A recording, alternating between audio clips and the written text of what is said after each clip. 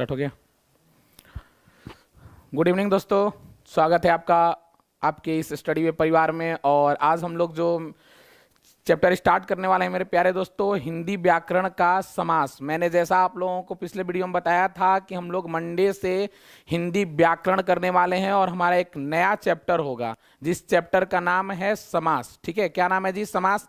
मैंने बताया था मेरे प्यारे दोस्तों, और साथ ही साथ मैं आज थोड़ा लेट होने के चलते, चलिए कोई बात नहीं है, लेट हो गया, लेकिन आपको मैं बताना चाहता हूं, एक बार फिर से मैं आपको पुनः याद दिला दूं कि जो बच्चे अभी तक हमारे टॉपर एकलव्य टॉपर बैच को ज्वाइन नहीं किए हैं वो ज्वाइन कर लें, क्योंकि आपके सामने होली का एक स्पेशल ऑफर चल रहा है जिसका कीमत पता है आपको कितना है मेरे प्यारे दोस्तों? जिसका कीमत ओनली 4000, मतलब मात्र 4000 रुपए है। ठीक है, तो उसको ज्वाइन कर लीजिए। गुड इवनिंग प्यारे दोस्तों, चलिए सबको मेरे तरफ से गुड इवनिंग है। और आज हम लोग का थोड़ा लेट हो चुका है, इसलिए हम लोग आज चैप्टर को स्टार्ट करेंगे। और आज हम लोग सिर्फ चैप्टर के बारे में जो चीजें हैं उसको जानेंगे, समझेंगे, बाकी इसको हम लोग क्लियरफाई कल करेंगे। मतलब 2 दिन में हम इस चैप्टर को करने वाले हैं ताकि आपको कोई भी समस्या ना आ सके। ठीक है, जो भी मतलब समस्या होगा। हाँ विभाजी लेट हो चुका है, ठीक है, तो आप लोग कंटिन्यू हो जाइए स्टडी की ओर। ठीक है, देखिए हिंदी का आप सभी लोगों को तो पहले होली आ रहा है और होली की बहुत सारी शुभकामनाएं हैं आप सभी लोगों को, सभी दोस्तों को। ठीक है, चलिएगा। तो होली ऑफर, देखिए यही होली ऑफर है। हिंदी का भी 500 रुपए में आपको जो पीडीएफ मिल रहा है मेरे प्यारे दोस्तों, उसे यूं ना देर करके फटाफट क्या कीजिए, खरीद लीजिए। ठीक है, हमारी टीम से बात कीजिए और ले लीजिए। चलिए यही कोर्स है जो 4000 में आपको मिल रहा है, 4000 में आप लोगों को। जैसा मैंने बताया कि होली स्पेशल ऑफर स्टडी वे के तरफ से आपको 4000 में एकलव्य टॉपर बैच को दिया जा रहा है। ठीक है, चलिए आज का हमारा जो टॉपिक है मेरे प्यारे बच्चों, समास है। क्या नाम है जी हमारे आज चैप्टर का? क्या नाम है जी? समास। जो बच्चे स्क्रीनशॉट लेना चाहेंगे, मैं बार बार बताता हूं, जो स्क्रीनशॉट लेना चाहिएगा, मैं बार में आपको एक समय दे दूंगा स्क्रीनशॉट लेने का, इसलिए आप लोग बीच में परेशान ना कीजिएगा कि नहीं सर, मतलब कि सर इतना जल्दी आ गए हैं आस्था सिंह जी। नहीं, इतना जल्दी कहाँ आ गए, कमेंट कर रही है, नहीं क्या बात है। चलिए लेट हो गया है, चलिए टॉपिक स्टार्ट करते हैं मेरे प्यारे बच्चों। देखिए समास क्या पढ़ना है जी हम लोग को पढ़ना है समास मेरे प्यारे दोस्तों। देखिए समास को हम पहले जानते हैं कि समास होता क्या है। तो देखिए समास का मतलब होता है कि जो बड़े मतलब जो शब्द हैं उन्हें मिलाकर एक छोटा मतलब संक्षिप्त रूप दे देना। एक सिंपल सा रूप है जिसे क्या करना, संक्षिप्त रूप देना मेरे प्यारे दोस्तों। जैसे देखिए समास, इसमें 2 शब्द मिलकर बना है समास। कैसे जी? 2 शब्दों के मेल से बना है समास। देखिएगा, सम, पहला सम है और दूसरा है आस, मतलब सम धन आस होता है। क्या होता है मेरे दोस्तों? सम धन आस। इस सम का मतलब अलग होता है, आप लोग इस सम को मत समझ लीजिएगा। एक सम होता है जिसका मतलब समान होता है। क्या होता है जी? समान होता है मेरे प्यारे दोस्तों। तो इस सम को न समझिएगा, ये सम समान होता है, इस सम में हलंत लगा हुआ है म में, तो इसका मतलब उपयुक्त होता है। उपयुक्त का मतलब संक्षिप्त, एक भाषा में कहें तो उपयुक्त, एक भाषा में कहें तो संक्षिप्त रूप। क्या होता है जी? संक्षिप्त। और आस का मतलब होता है पास आना, पास आना। और ठीक है, या उसे बोले तो कथन या शब्द कहते हैं। क्या बोलते हैं? कथन या शब्द। ठीक है, तो पास आए जो कथन और शब्द होते हैं, उपयुक्त मतलब जो संक्षिप्त जिसका रूप हो। ठीक है, जैसे मान लीजिए हम लोग कोई भी एग्जाम्पल ले लेते हैं समास के, बहुत सारे ऐसे एग्जाम्पल हैं। प्रतिदिन, क्या होता है जी? प्रतिदिन, दिन दिन मिलकर बना है प्रतिदिन, इसका विग्रह क्या होता है? दिन दिन। जैसे मान लीजिए हमें प्रतिदिन, हमें कोई बोल दिया कि नहीं वो 4 दिनों से बीमार है, ठीक है, तो दिन से बना है दिनों, ये क्या हो जाता है? उसका बहुवचन का एक रूप हो जाता है। लेकिन अगर हम बोल दें कि नहीं वो प्रतिदिन बीमार रहता है, तो ऐसे थिन लगा सकते हैं कि वो दिनों दिन बीमार रहता है, दिनों दिन बीमार रहता है। आप लोगों ने कुछ शब्द सुने होंगे कि वो आयो दिन बीमार रहता है, मतलब कि उस बीमार का मतलब दिनों का मतलब बहुवचन को छोड़ के यहाँ पे क्या होता है? प्रतिदिन। मतलब क्या प्रयोग हो रहा है? आपको कोई मतलब आपको उपसर्ग, अव्यय या मतलब ऐसे कुछ शब्द का क्या हो रहा है जी? प्रयोग हो रहा है। ठीक है, चलिए आगे आते हैं, बस समझिएगा मेरी बातों को, आप लोगों को मैं पूरा क्लियर कर दूंगा। समास में आप लोगों को टोटली क्लियर कर दूंगा, आप लोगों को कोई डाउट नहीं रह जाएगा समास में। ठीक है, चलिएगा आगे। देखिए क्या लिखा हुआ है, बस ध्यान दीजिएगा क्या लिखा हुआ है जी? समास। दो अथवा दो से अधिक शब्दों से मिलकर बने हुए नए सार्थक शब्द।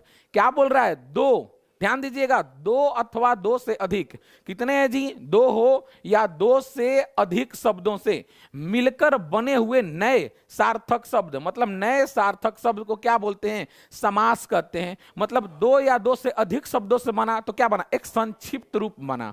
एक कैसा रूप बना जी? एक संक्षिप्त, मतलब एक छोटा सा उसका रूप बना। तो क्या हो गया? वो समास हो गया। ठीक है सर, यहाँ क्लास 10th होता है या नहीं? मेरे प्यारे बच्चे, गुड़िया कुमारी जी, यहाँ क्लास 10th अभी ये स्पेशल नहीं चल रहा है। आपको अगर ग्रामर, हिंदी ग्रामर पढ़ना है तो यहाँ पे मैं 10th, 8th, 7, 11, 12th और ग्रामर किसी पार्टिकुलर क्लास के लिए नहीं होता। ठीक है, चलिए अब जब स्टार्ट होगा तो आपको इन्फॉर्म कर दिया जाएगा। आप अपने नंबर, हमारी टीम को कॉल करके अपना नंबर दे सकती हैं। चलिए जी, दो अथवा दो से अधिक शब्दों के मिलकर बने हुए नए सार्थक शब्द क्या कहलाते हैं मेरे प्यारे बच्चों? समास कहलाते हैं। जिन बच्चों को स्क्रीनशॉट लेना होगा आप ले सकते हैं, मैंने बता दिया है। ठीक है, चलिए जी, समास कहते हैं। आप लोग स्क्रीनशॉट मेरे प्यारे बच्चों, जो भी कंफ्यूजन होते हैं ले लीजिएगा। चलिए, अब समास के इसमें कुछ एग्जाम्पल्स नहीं है, चलिए मैं आपको कुछ एग्जाम्पल्स दे देता हूं।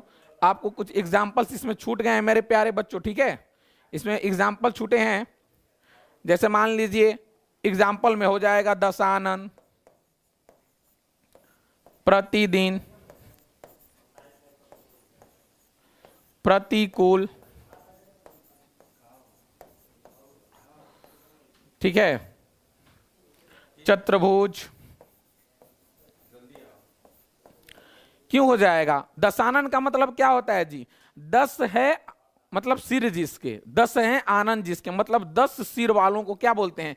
दशानन कहते हैं। मतलब 10 सिर वाले का मतलब क्या हो गया? वो एक बड़ा शब्द हो गया। और उसी दोनों मतलब 10 मतलब शब्द ज्यादा हुए, उन्हीं शब्दों से मिलकर क्या बना? एक नया सार्थक शब्द बना, जो बना दशानन। तो ये क्या हो गया? ये समास हुआ। जैसे प्रतिदिन, दिन दिन क्या हो जाता है? दिन दिन, प्रतिदिन। प्रतिकूल मतलब कूल, उसके विपरीत, मतलब जो हम काम बोल रहे हैं प्रतिकूल का मतलब क्या होता है? किसी दिशा के विपरीत। चतुर्भुज, चारों भुजाओं वाले, चारों भुजाएं वाले। ठीक है, ये हो गया चतुर्भुज। तो मतलब क्या हो गया जी? ये मतलब कि दो अथवा दो से अधिक जो शब्द थे उससे मिलकर एक नया सार्थक शब्द बना, वही क्या होता है? हमारा समास होता है। ठीक है, चलिए आस्था जी, हाँ, जिसके 10 सर होते हैं। चलिए ठीक है, जैसे मान लीजिए जी, हम अगर आपको एग्जाम्पल में दे देते हैं स्नान के लिए गृह, बोल देते हैं कि एग्जाम्पल हो गया, और स्नान के लिए गृह या स्नान के लिए घर। ठीक है, तो ये क्या हो जाएगा? स्नान गृह हो जाएगा। तो ऐसे समझिए, दो या दो शब्दों के मतलब क्या होता है? अधिक शब्दों से मिलकर, मतलब ये क्या हुए? इतने शब्द हुए, इनसे मिलकर क्या बना? एक नया सार्थक शब्द बना। और यही हमारा क्या हुआ मेरे प्यारे दोस्तों? यही हुआ समास। यही क्या हुआ? समास होता है। ठीक है, चलिएगा, स्क्रीनशॉट जिसको लेना होगा फटाफट ले लीजिएगा प्यारे दोस्तों, ताकि समय बहुत ज्यादा हो चुका है, फटाफट खत्म करना है कुछ क्लास को। चलिए, आज हम लोग समास और उसके भेदों को जानेंगे। चलिए अब आते हैं समास के भेद की ओर। मेरे प्यारे बच्चों, इस पे बहुत मतलब बड़ा तर्क है। कहीं किसी बुक में देखिएगा तो समास के 6 भेद दिए हुए हैं, किसी में 4 दिए हुए हैं। लेकिन अगर रियल तथ्य और संस्कृत व्याकरण के आधार से अगर कहा जाए तो रियल में समास के 4 भेद होते हैं। कितने भेद होते हैं जी? समास के 4 भेद होते हैं मेरे प्यारे दोस्तों। ठीक है, इसको आप लोग कंफ्यूज ना होइएगा, क्योंकि हम जो किसी भी चीज का अगर प्रधानता किया जाए और उसके बारे में अच्छा नॉलेज हो तो हमें अच्छा नॉलेज आना चाहिए। ठीक है, ज्ञान भरपूर हो लेकिन अच्छा ज्ञान होना चाहिए। ठीक है, तो समास के कितने भेद होते हैं जी? 4 भेद होते हैं। कैसे होते हैं?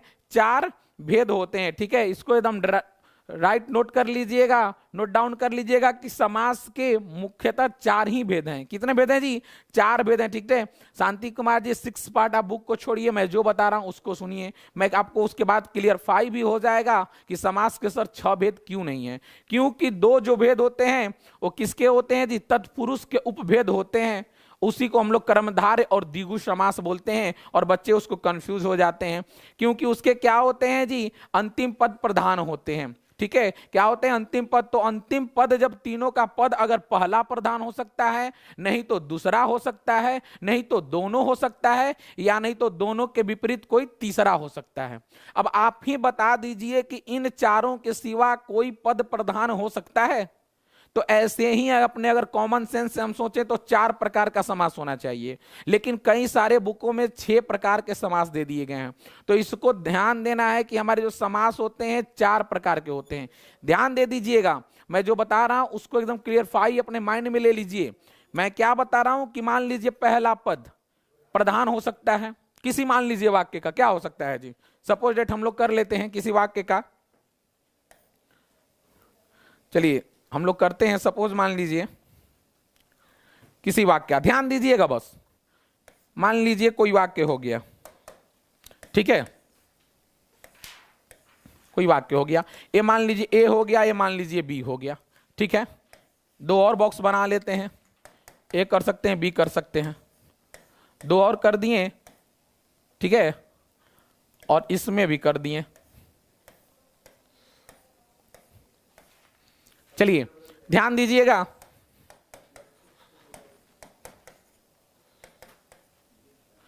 बस ध्यान दीजिएगा ऐसी चीजों पे कि अगर हम समास पढ़ रहे हैं तो ध्यान देने वाली चीजें क्या है। ध्यान दीजिएगा कि ए अगर किसी पद का पहला पद प्रधान हो, क्या है जी, पहला पद प्रधान हो, मतलब मान सकते हैं इसका मतलब कहने का क्या है मेरे प्यारे बच्चों, कि पहला पद का मतलब ए प्रधान हो, ए प्रधान हो, नहीं तो दूसरा पद प्रधान हो सकता है। पहला पद नहीं होगा तो दूसरा पद होगा, अगर नहीं होगा तो दोनों होगा, दोनों पद प्रधान होगा। क्या होगा जी, दोनों पद प्रधान होगा, होगा ना। और नहीं तो ए प्रधान होगा, ए भी प्रधान नहीं होगा, ए भी प्रधान नहीं होगा, कौन होगा, कोई तीसरा प्रधान होगा। यही होगा ना कि ए प्रधान हो, नहीं तो बी प्रधान हो, नहीं तो ए बी दोनों प्रधान हो, नहीं तो ए बी दोनों प्रधान ना हो, कोई तीसरा प्रधान हो। तो जब 4 प्रधान हो सकते हैं तो 5वें और 6ठे समास की तो बात ही नहीं हो सकती, कोई छठा तो भेद ही नहीं हो सकता है, ठीक है। तो इस बात को राइट डाउन कर लीजिए, कोई पूछे तो आपको समझाने का एक सिंपल सा तरीका है, बोल दो भाई कि इसके बाद कोई भेद बता दो, इन चारों को डिस्क्राइब करो और पूछो कि इसके बाद अगर कोई पद प्रधान हो तो आप बता दो। ए प्रधान होगा, नहीं तो बी प्रधान होगा, नहीं तो ए बी दोनों प्रधान होगा, नहीं तो ए बी दोनों प्रधान नहीं होगा, कौन होगा, तीसरा होगा, कोई सी होगा। तो जब सी प्रधान होगा मेरे प्यारे बच्चों, तो आप बताइए कि 5वां समास कैसे हो सकता है। तो अगर जिसको कोई भी कंफ्यूजन हो तो इस बात को आप हमसे रिपीट पूछ सकते हैं, ठीक है, ठीक है। तो मतलब अगर तीनों पद प्रधान हो, बाबू तीनों प्रधान हो ही नहीं सकता है, क्योंकि यहां पर ए बी का बात हो रहा है, सिर्फ 2 पद का बात हो रहा है, पहला पद और दूसरा पद, इसमें तीसरा पद की बात ही नहीं है। तीसरा पद कब होगा प्रधान, जब दोनों पद प्रधान नहीं होंगे, तब कोई तीसरा पद प्रधान होगा। तो इसमें सिर्फ 2 पद की बात हो रही है, तीसरा पद आएगा तो बहुत सारे हो जाएंगे, तो तीसरे पद की बात नहीं है। ध्यान दीजिएगा, तीसरे पद की बात ही नहीं है, 2 पदों में आना है, 2 पद में आना है। या तो पहला पद प्रधान होगा, नहीं होगा तो दूसरा पद प्रधान होगा, नहीं तो दोनों पद प्रधान होंगे, नहीं तो दोनों पद प्रधान नहीं होंगे। यही है ना, दोनों पद प्रधान नहीं होंगे मतलब कोई तीसरा हो सकता है। इसका मतलब है, कहने का मतलब है ना, इस तीसरे को भी हटा दीजिए। मैं आपको एक सिंपल और लॉजिक तरीके से समझाता हूं, ठीक है। चलिए एक और लॉजिक सिंपल से समझ लीजिए ताकि कोई डाउट ना रह जाए मेरे प्यारे बच्चों, इसमें आप लोगों का कोई डाउट पद ना हो जाए। तीसरा पद प्रधान नहीं होगा, ध्यान दीजिएगा। मैं क्या बोला जी, पहला पद, पहला पद, ठीक है, एक बॉक्स में ले लेते हैं, ठीक है जी, पहला पद हो गया या दूसरा पद हो गया, ठीक है। इन्हीं 2 पदों के बारे में हमें चर्चा करनी है, पहला पद या दूसरा पद। अब मेरे प्यारे बच्चों बस आप इतना बताओ कि हम क्या हो सकता है, अगर एक हमारा कंडीशन क्या होता है, यहां पर एक कंडीशन अगर हम लें तो हमारा पहला पद प्रधान हो सकता है, मतलब अगर हम इसको नाम ए दे देते हैं, इसको नाम बी दे देते हैं, ठीक है। अब मानते हैं कि मेरा पहला पद प्रधान हो सकता है, पहला कंडीशन। दूसरा कंडीशन हो जाए कि ए प्रधान नहीं होगा, ए मतलब क्या होगा, प्रधान हो, बी नहीं होगा। दूसरा हो सकता है कि ए नहीं होगा, बी प्रधान होगा। ध्यान दीजिएगा मेरी बातों को, मतलब कि ए अगर प्रधान होगा तो बी नहीं, बी प्रधान होगा तो ए नहीं। तीसरा कंडीशन हमारे सामने क्या हो रहा है कि ए और बी दोनों प्रधान हो, ए भी प्रधान हो बी भी प्रधान हो, ए भी प्रधान हो और बी भी प्रधान हो। और चौथा कंडीशन क्या आ रहा है कि भाई दोनों प्रधान न हो, दोनों प्रधान न हो। मतलब यही तो है कि पहला पद या उत्तर पद, पहला पद या उत्तर पद, यहां पर पहला उत्तर दोनों पद प्रधान है, यहां पहला उत्तर दोनों पद प्रधान नहीं है। यहां क्या है जी, पहला मतलब पद प्रधान नहीं है और बी जो है हमारा क्या है, उत्तर प्रधान है। तो ये पहला पद और दूसरा पद मतलब उत्तर पद जिसको बोलते हैं, दूसरे पद को क्या बोलते हैं हम लोग, उत्तर पद। ठीक है, पूर्व पद और उत्तर पद। ठीक है, पूर्व पद और उत्तर पद होता है। तो पूर्व पद मतलब अगर प्रधान है तो बी नहीं होगा। तो ए 4 के बाद कोई पांचवा क्या हो सकता है, आप ही बताओ, छठा क्या हो सकता है। तो 6 भेद कैसे हुए, तो बस इसको जान लीजिए कि समास के 4 भेद होते हैं। ठीक है, अगर कोई पद प्रधान नहीं हुआ तो सर क्या होगा बाबू, अगर कोई पद प्रधान नहीं हुआ तो कोई तीसरा वहां पद प्रधान हो जाएगा, मतलब उसकी अलग विशेषता हो जाएगी। जैसे मैं मान लीजिए हम लोग बोलते हैं ना कि जैसे एग्जाम्पल ले लीजिए कि नीलकंठ बोल दिए, नीला है कंठ जिसका, नीला है कंठ जिसका, मतलब यहां नीला है कंठ जैसा नीलकमल भी होता है, नीलकंठ भी होता है। लेकिन अगर एक नीलकंठ को भाव को जाए तो महाराज शिव मतलब जो देव मतलब शिव भगवान है उनको भी बोला जाता है नीलकंठ। तो वो क्या हो जाएगा, अगर उसकी अगर विशेषता दूसरी तरफ हो गई, मतलब कि नीला है कंठ जिसका अर्थात शिव, तो क्या हो जाएगा मेरे प्यारे बच्चों, वो क्या हो जाएगा, तो वो आपको 4 नंबर में आ जाएगा। क्या आ जाएगा, 4 नंबर में आ जाएगा मेरे प्यारे दोस्तों। ठीक है, जिसको हम लोग बहुब्रीहि समास बोलते हैं। क्या बोलते हैं जी, बहुब्रीहि समास। यही आपका समास है और इससे ज्यादा कुछ भी नहीं है समास में, इससे ज्यादा कुछ भी नहीं है समास में, यही समास होता है। ठीक है, हाँ हाँ सर, 4 टाइप्स ऑफ समास। ठीक है, तो बस इतना ही जान लीजिए, आप लोग को इससे ज्यादा कुछ नहीं जानना है। मैं इसीलिए बताता हूं ताकि आप कहीं कंफ्यूज ना हो जाओ। जो बोलते हैं 6 प्रकार का है उनसे पूछो भाई, उनसे पूछो। उत्तर पद प्रधान होता है तत्पुरुष के भी, कर्मधारय के भी, उसके बाद भी लोग बना देते हैं द्विगु के भी, फिर लोग बना देते हैं कि नहीं वो भी मतलब उत्तर पद प्रधान है। अरे भाई एक पद प्रधान हुआ तो एक मतलब होम में आया, ऐसे कैसे हो जाएगा कि 6 भेद हो जाएंगे। ठीक है, तो इसको आप लोग जानिएगा। मैंने आपको एकदम फुल प्रूफ कर दिया है कि भाई पूर्व पद उत्तर पद यही 2 पदों में प्रधानता होना चाहिए। ठीक है, चलिए नेक्स्ट हम लोग आगे बढ़ते हैं।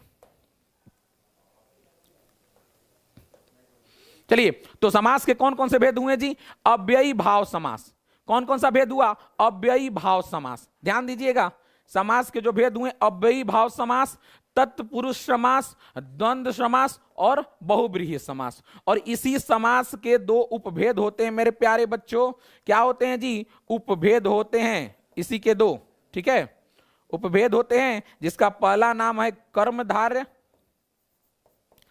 कर्मधार्य तत्पुरुष समास, कर्मधार्य तत्पुरुष समास, और होता है द्विगु समास, द्विगु तत्पुरुष समास।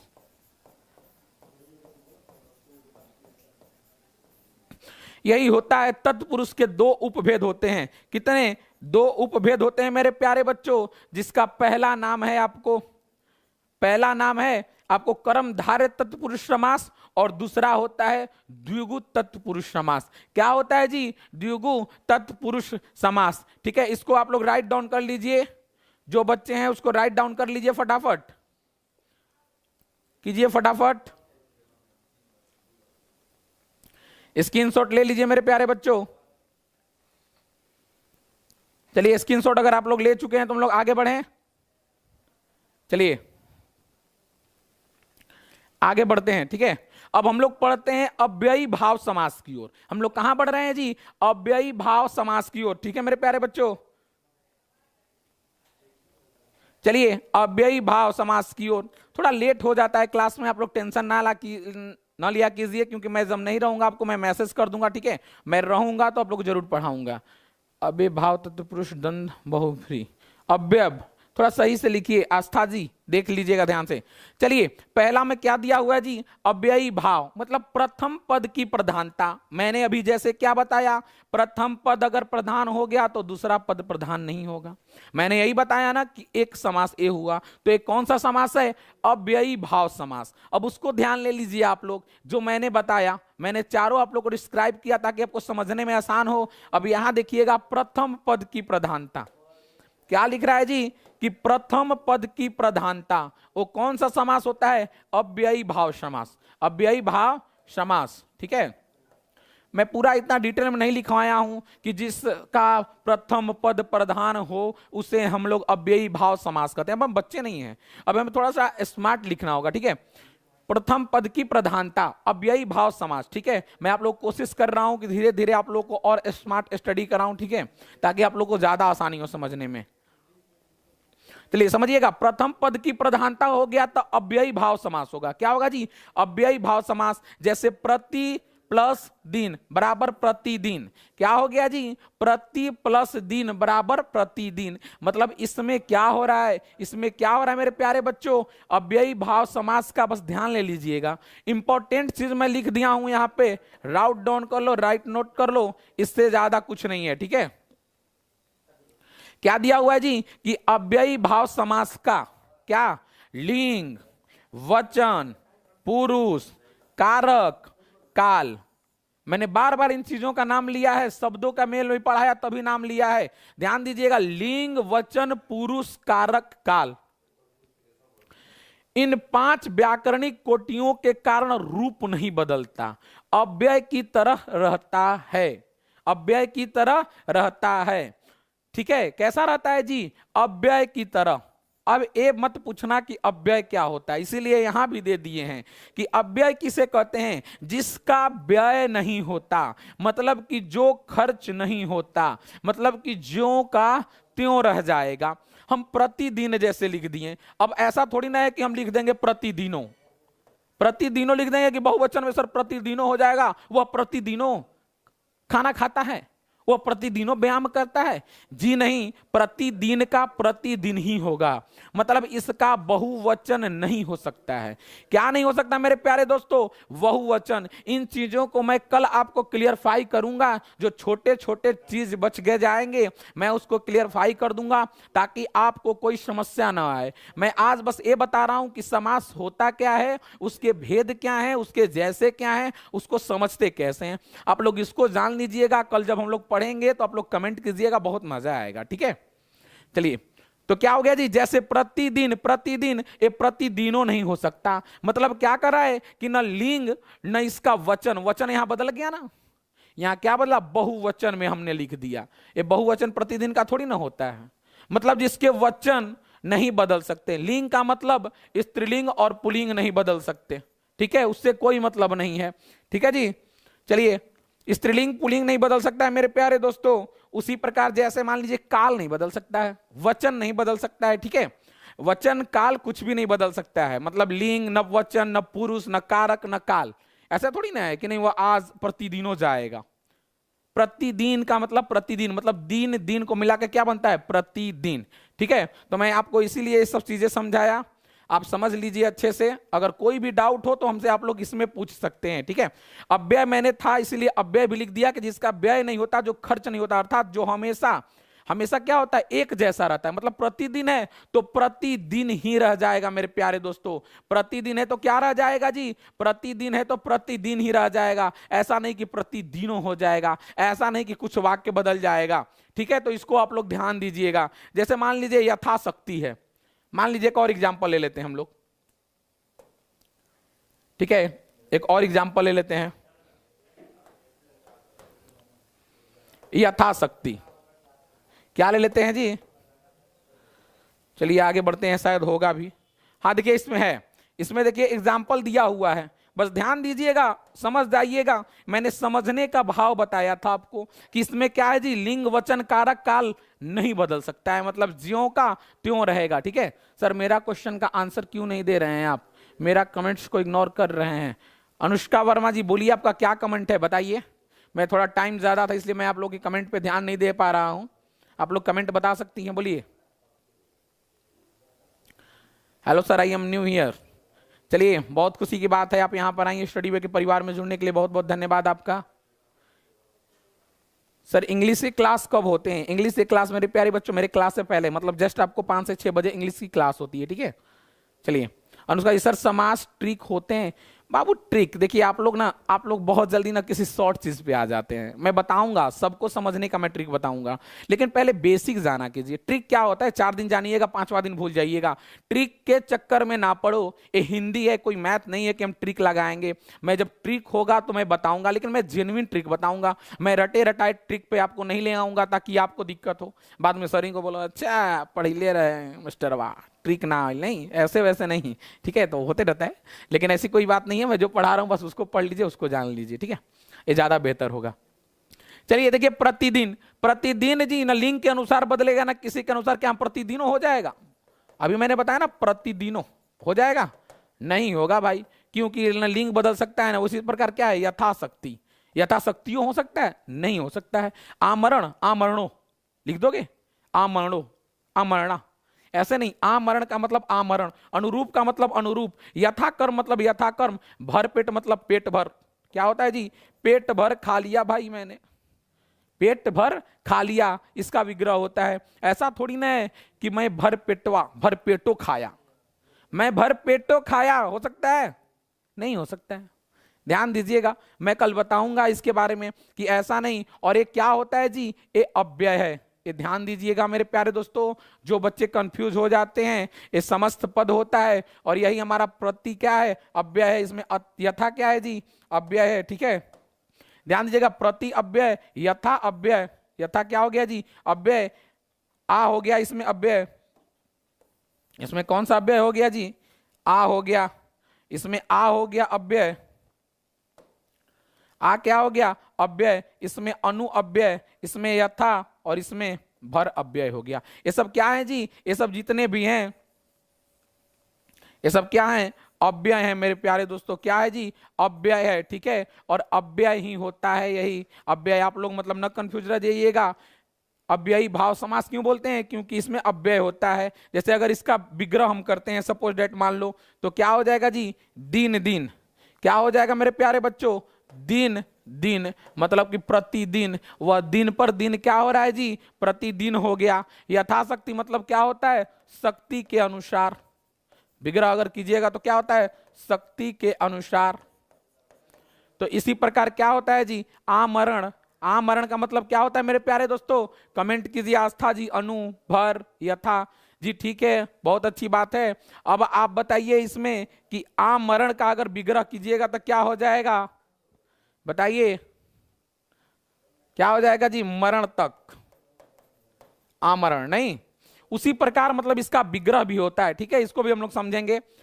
चलिए, अब आप लोगों ने अव्ययी भाव समझ लिया। मैंने क्या बताया जी? कि मतलब जिसका व्यय नहीं होता, मतलब जो बदलता नहीं है। सिंपल ट्रिक जान लो, जो बदलता नहीं है वही क्या होता है? अव्ययी भाव। जिसमें लिंग, वचन, पुरुष, कारक, काल, इन 5 व्याकरण जो कोटियां हैं, इसके कारण कोई रूप में बदलाव देखने को नहीं मिलता है, वही क्या होता है? अव्ययी भाव समास कहते हैं, ठीक है।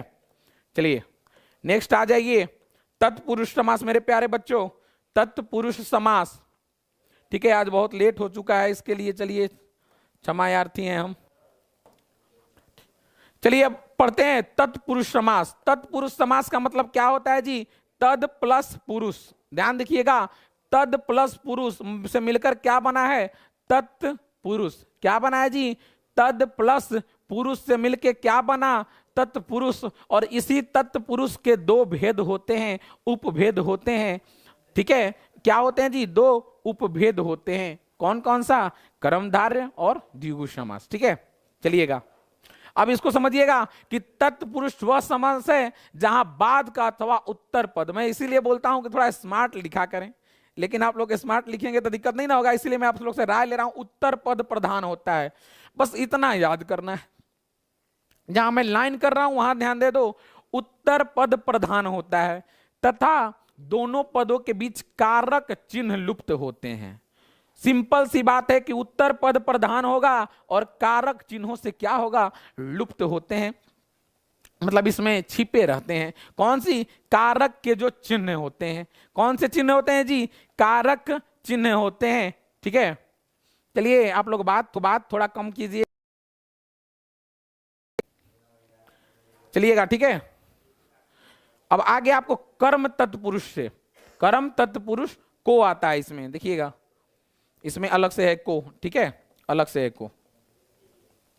कर्म को ध्यान दीजिएगा, आपको जैसे में 8 होते हैं जी कारक के रूप, 8 होते हैं ना कारक के रूप, कर्ता, कर्म, करण, अपदान, संप्रदान, ये सब जो होते हैं, उसी में से हमारे जो 6 होते हैं प्रकार, उसको मतलब क्या होता है, उसके कारक चिन्ह लुप्त होते हैं तथा उत्तर पद प्रधान होता है। बस 2 चीज जान जाओ कि उत्तर पद भाई प्रधान होगा।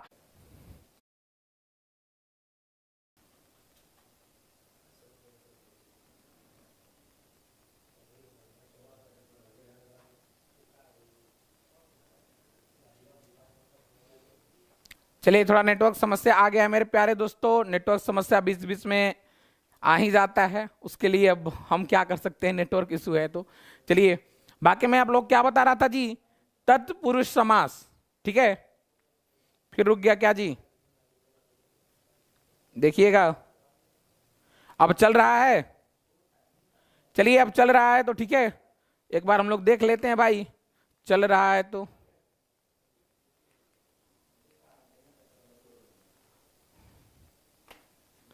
चलिए, अब चल रहा है। ठीक है, तो क्या है जी, तत्पुरुष समास क्या है? तद प्लस पुरुष, तद प्लस पुरुष मेरे प्यारे बच्चों, मतलब तत्पुरुष वह समास है जिसका उत्तर पद, एक बच्चे ने पूछा सर उत्तर पद क्या होता है, उत्तर पद क्या होता है? देखिएगा उत्तर पद क्या होता है, बस इसको ध्यान दीजिएगा। जैसे हम लोगों ने प्रतिदिन पढ़ा, तो इसमें जो प्रति था क्या था हमारा जी? प्रतिदिन, मतलब प्रति जो पहले का पद था, पूर्व पद था मतलब पहला पद था, और वही उसमें दिन क्या था? उत्तर पद था मेरे प्यारे बच्चों। ठीक है, दिन कैसा होता है? प्रतिदिन, प्रतिदिन उसी प्रकार होता है। ठीक है, चलिए मैं बताता हूं आप लोगों को, अगर कोई समस्या हो तो बताइएगा। क्लास सही चल रहा है ना? चलिए प्रियंका जी, चलिए गगन को चूमने वाला, इसमें देखिए पहले तो को चिन्ह लुप्त हो गया। पहला चीज ध्यान देना है कि कारक का जो चिन्ह है वो क्या हो रहा है, इसमें लुप्त हो रहा है। मतलब गगन को चूमने वाला क्या होता है? गगन चुंबी। क्या होता है जी? गगन चुंबी होता है, उसको क्या बोलते हैं? गगन चुंबी। ठीक है, यश को प्राप्त क्या होता है? यश को प्राप्त, इसमें भी को छिपा हुआ है, ये क्या हो जाएगा? यश प्राप्त हो जाएगा। उसी प्रकार देखिए कर्म को होता है मेरे प्यारे बच्चों, उसी प्रकार करण तत्पुरुष से क्या होता है? से या के द्वारा। ठीक है, से या के द्वारा, से मतलब क्या होता है? के द्वारा। ठीक है, जैसे करुणा से पूर्ण, क्या होता है जी? करुणा से पूर्ण। तो पूर्ण क्या चीज से है जी? करुणा से, वह पूर्ण है क्या चीज से? करुणा से। जैसे रेखा से अंकित, रेखा से क्या है? वो अंकित है, किससे? रेखा से। तो क्या हो जाएगा? रेखांकित। लेकिन इसमें छिपे कौन सा शब्द हो जा रहे हैं, जो लुप्त हो जा रहे हैं? इसके लिखने के बाद क्या हो रहा है जी? जैसे सुर द्वारा रचित है, ये सुर द्वारा रचित है, सुर रचित। तो इसमें क्या हो गया? इसमें मेरे प्यारे बच्चों द्वारा छिप गया, द्वारा क्या हो गया? लुप्त हो गया। रेखांकित में से लुप्त हो गया, और हमारा करुणापूर्ण में क्या हो गया जी? से हो गया। मतलब इसमें क्या है कि जो कारक के चिन्ह होते हैं मेरे प्यारे दोस्तों, ये क्या हो जाता है? ये सब लुप्त हो जाते हैं।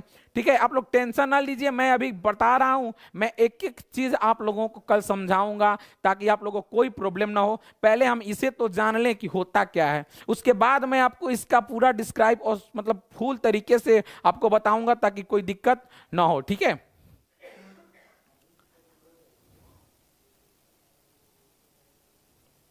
सर बताइए ना, समास कौन? कहारू कंगाली, कौन कहारू कंगाली? क्या हो गया बताइए? रौनक कुमार जी क्या लिख रहे हैं?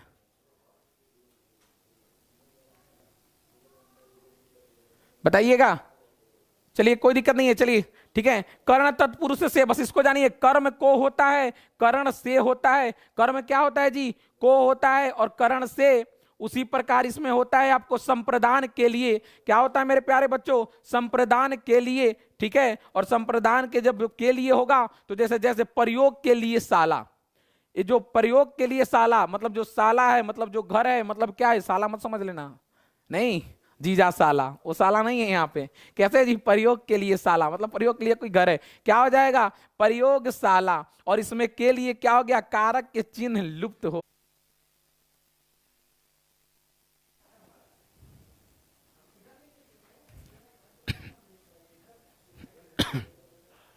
गया।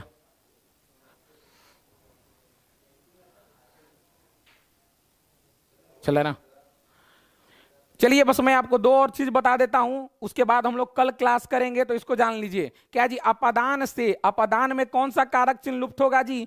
तो से होगा। इसमें जैसे धन से हीन, मतलब हीन है भाई, लेकिन क्या चीज से हीन है? धन से हीन है, मतलब इसमें से लुप्त हो गया, तब तो धनहीन बना। धनहीन में क्या हो गया? से आपका जो कारक का चिन्ह था वो लुप्त हो रहा है, मतलब धन से हीन धनहीन, और गुण से हीन क्या हो गया? गुणहीन। मतलब इसमें ध्यान लो, हीन नहीं बदला, मतलब ये क्या हो गया? ये उत्तर पद हुआ मेरे प्यारे बच्चों। क्या हुआ? उत्तर पद। ये भी क्या हुआ? उत्तर पद। और इसमें मतलब बदलाव किसमें हुआ जी? किसमें हुआ? इसमें, ठीक है। इसमें उत्तर पद प्रधान होता है, मतलब हीन अपने उत्तर पद ही रह गया। मतलब धन से हीन तो धनहीन, और गुण से हीन तो गुणहीन। मतलब धन और गुण लग गया हीन में, तो धनहीन और गुणहीन हो गया, ठीक है। हाँ, कल भी क्लास चलेगा, चलिए ठीक है। चलिए, अब अपादान से हो गया। अब संबंध है मेरे प्यारे बच्चों, संबंध ध्यान दीजिएगा, आज का क्लास यहीं तक रहेगा हमारा। और संबंध में क्या आता है जी? संबंध कारक में आता है का, के और की। का, के, की, मतलब राजा का पुत्र, राजपुत्र। बात किसकी हो रही है जी? पुत्र की हो रही है। मतलब इसमें प्रधान कौन है? उत्तर पद, मतलब कि पुत्र की। इसमें किसका डिस्कस हो रहा है? पुत्र है भाई। राजा का पुत्र है तो राजपुत्र, किसान का पुत्र होता तो किसान पुत्र हो जाता।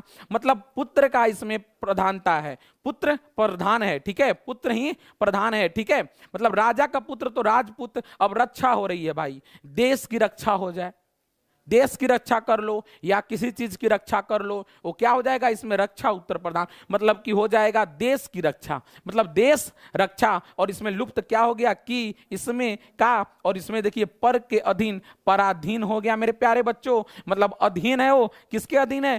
पर के अधीन, ठीक है। तो मतलब पराधीन हो गया। और ये क्या हो गया? इसमें के जो है कारक चिन्ह लुप्त हो गया, मतलब कि इसमें कारक चिन्ह भी लुप्त होगा और उत्तर पद प्रधान होगा, तो क्या हो जाएगा? तत्पुरुष समास हो जाएगा, ठीक है, तत्पुरुष समार हो जाएगा समास। चलिए, और दो चीज जो इंपॉर्टेंट है इसको ध्यान रख लीजिएगा, बहुत सारे लोग पूछ देते हैं, कभी कभी एग्जाम पे पूछ दे तो टेंशन ना लीजिएगा। कर्ता ने क्या दिया है? कर्ता ने कर्म को करण से अपदान जैसे होता है ना, उसी प्रकार क्या होता है जी? कर्ता ने और संबोधन जो होता है लास्ट में, हे अरे, कारक के चिन्हों के लोप होने से कोई समास नहीं बनता। मतलब जो कर्ता कारक है और जो संबोधन कारक है मेरे प्यारे बच्चों, उससे क्या होता है? उससे कोई भी समास नहीं बनता। ध्यान देना चाहिए, कोई पूछ दे कौन से कारक हैं जिससे समास नहीं बनता, तो हमारे वो कर्ता कारक और संबोधन कारक जो होते हैं उससे समास नहीं बनता है मेरे प्यारे दोस्तों। बस इसी चीज को जानिए, और इसी के साथ हम लोग आज का जो क्लास है उसको समाप्त करते हैं। हम लोग कल तत्पुरुष के दो उपभेद और हमारे दो समास और बच जाएंगे, ठीक है। तो उसको भी हम लोग कल क्या करेंगे? द्वंद्व समास और जो बहुब्रीहि समास है उसको भी कंप्लीट कर लेंगे। बाकी जो भी डिस्कस होगा हम लोग ऑब्जेक्टिव करेंगे, पूरा क्लियरफाई कर देंगे ताकि इसमें कोई भी डाउट ना रह जाए। एक बार समास पढ़ लीजिए, दोबारा पढ़ने की जरूरत नहीं पड़ेगी मेरे प्यारे दोस्तों। बस हमारे साथ जुड़े रहिए, स्टडी वे के साथ जुड़े रहिए। साथ ही साथ आप लोग को जुड़ने के लिए बहुत सारा प्यार देने के लिए बहुत बहुत धन्यवाद। आप इस चैनल को लाइक, सब्सक्राइब और इस वीडियो को शेयर जरूर कर दें ताकि आपके भाई, आपके दोस्त, आपके सहपाठी भी क्या करें, इसे जान लें और कुछ ज्ञान ले लें, ठीक है। चलिए, आज का क्लास यहीं समाप्त करते, अपने वाणी को विराम देते हैं। धन्यवाद आप सभी लोगों का जुड़ने के लिए।